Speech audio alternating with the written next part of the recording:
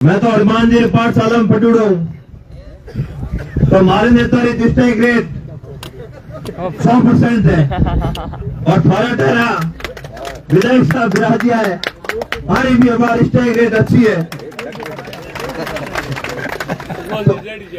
हनुमान जड़ी है और तुम एक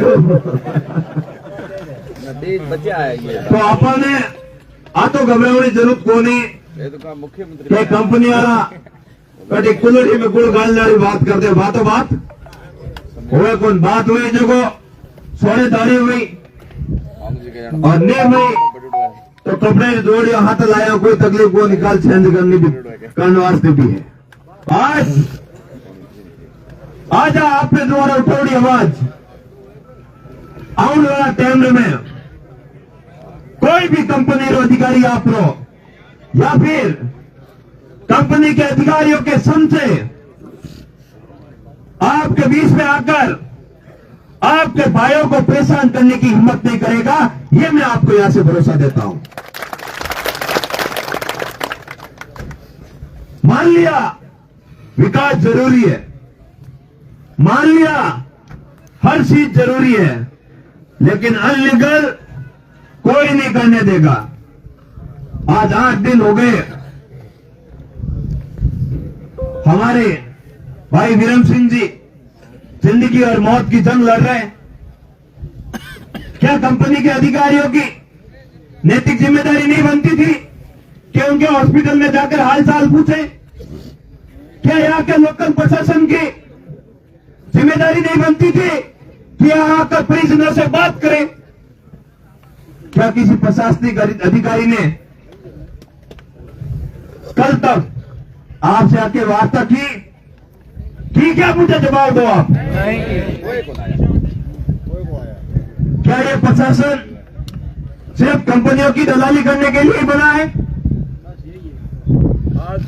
अगर आपको दलाली करनी थी तो फिर नौकरी पे क्यों लगे? किसी अच्छे ईमानदार भाई की जगह को क्यों खाया? आप कंपनियों के दलाली बन जाते, ठेकेदारी बन जाते।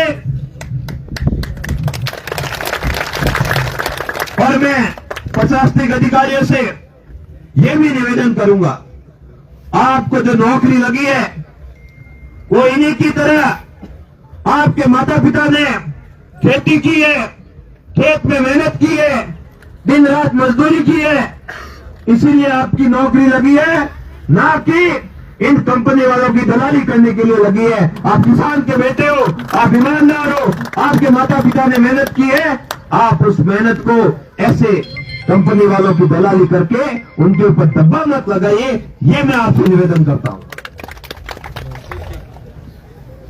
कंपनी वाले गलती कर बैठे, लेकिन प्रशासन को ये गलती नहीं करनी थी, ये अधर्मिता नहीं अपनानी थी।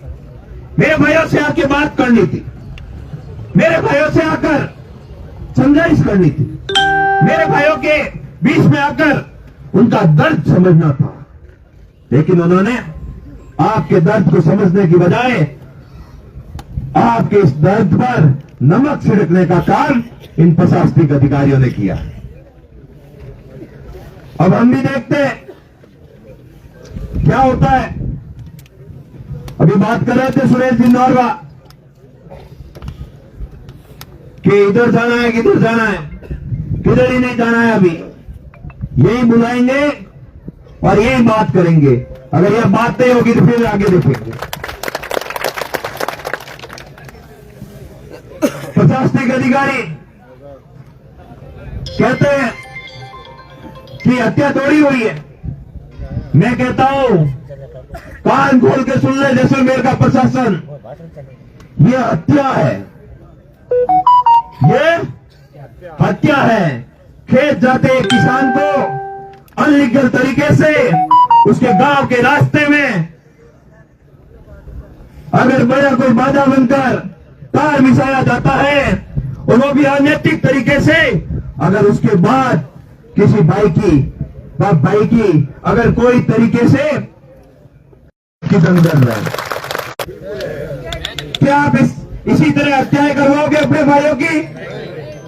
क्या इस तरह की इस तरह की घटनाएं आप होने दोगे? क्या इनका सामना करने के लिए तैयार है?